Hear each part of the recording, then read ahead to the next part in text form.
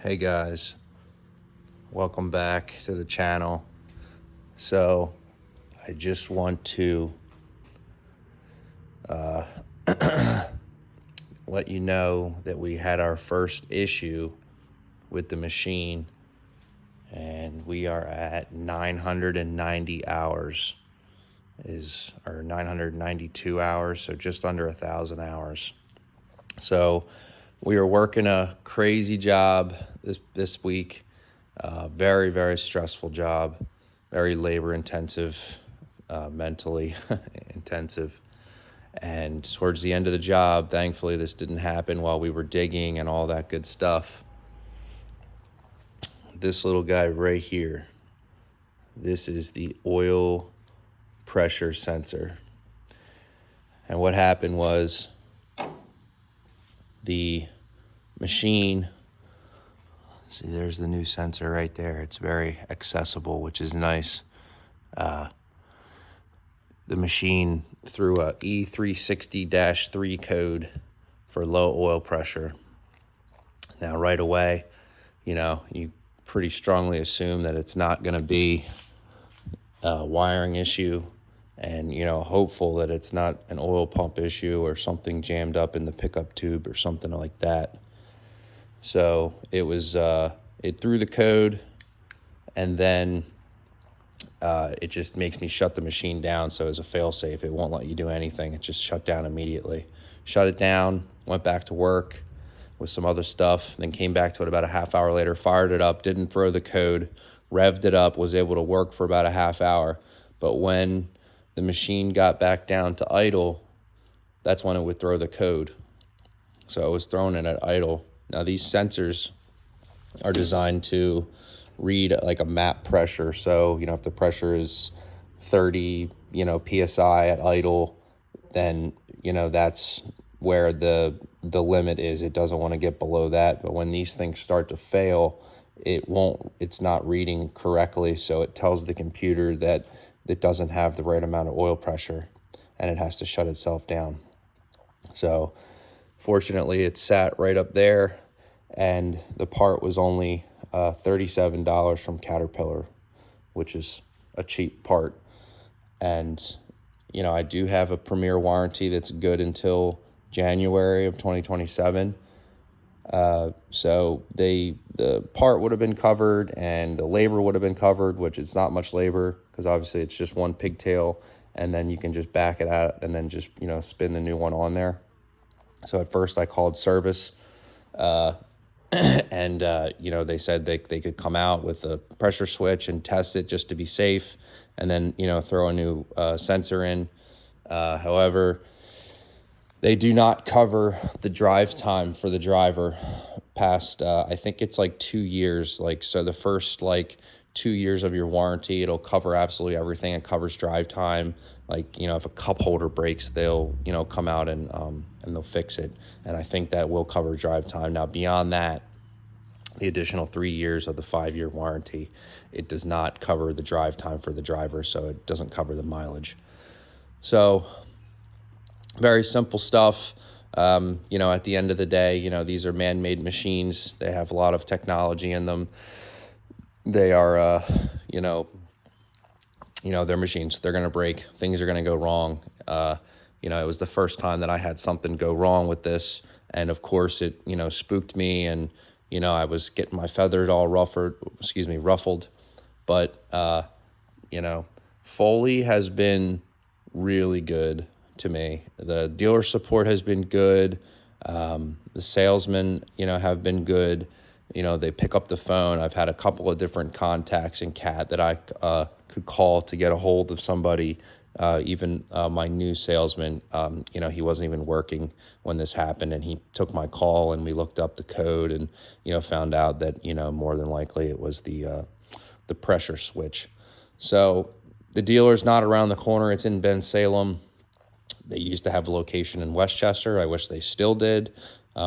Maybe they still wish that they did, because it's kind of the start of the main line. There's a lot of money there, and big contractors doing a lot of big jobs.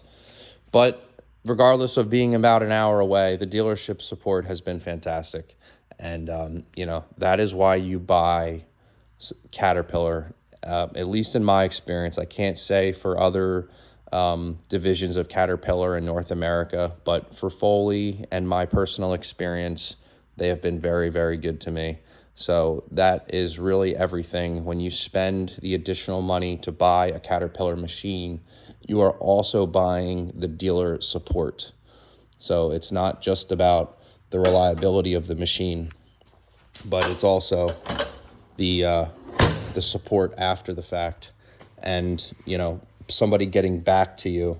I would rather spend an additional $8,000 on a machine, plus the additional to get all the bells and whistles and whatnot. But I'm also paying for the dealer support, and I'm paying for them that I can count on them, and they have been great to me. So this happened. I was able to, they had the part the next day. I sent my girlfriend up there to grab the pressure switch while I was kind of finishing up this other job. But 990 hours, first thing to fail was the oil pressure switch. And I heard from some other guys with some smaller minis that they had to replace a couple of switches. So I guess I would consider this a common failure point, an oil pressure switch. Now, this can be a nerve-wracking thing to go wrong, because if it's not the switch and it's a younger machine, you don't want to believe that the wiring is bad, but it's possible. But if it ain't wiring, it ain't the pressure switch, there's really two other things. Either the pickup tube for the oil is clogged, which is, you could be hopeful for that. That would probably come with people not servicing it, in a timely fashion.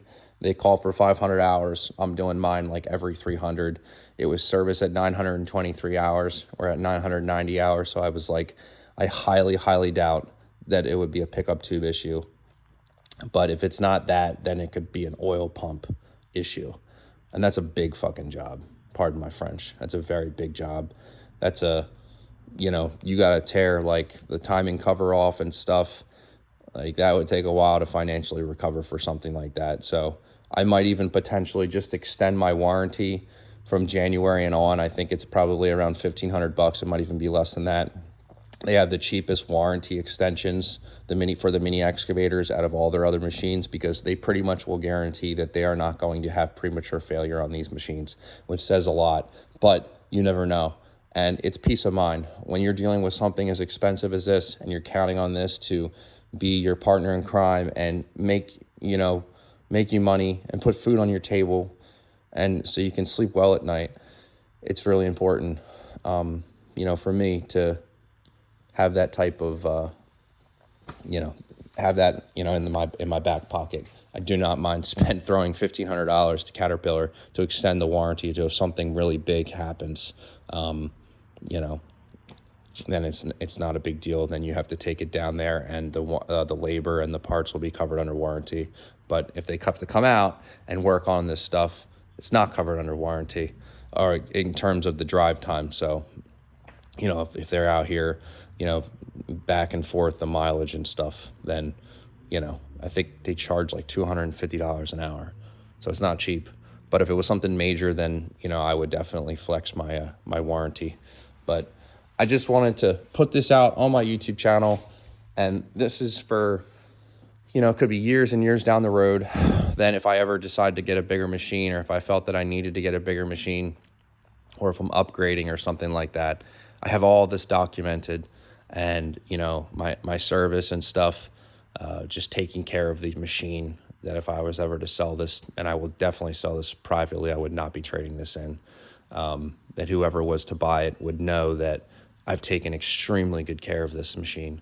So, and there's nothing on Cat mini excavators that I found on YouTube in regards to oil pressure switch.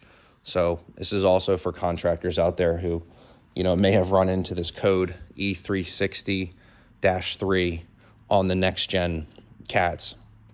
Hopefully it will help somebody, because there was nothing there for help me, but I kind of just had to, cross my fingers and hope for the best. And thankfully, we're in good shape. But yeah, thanks for watching.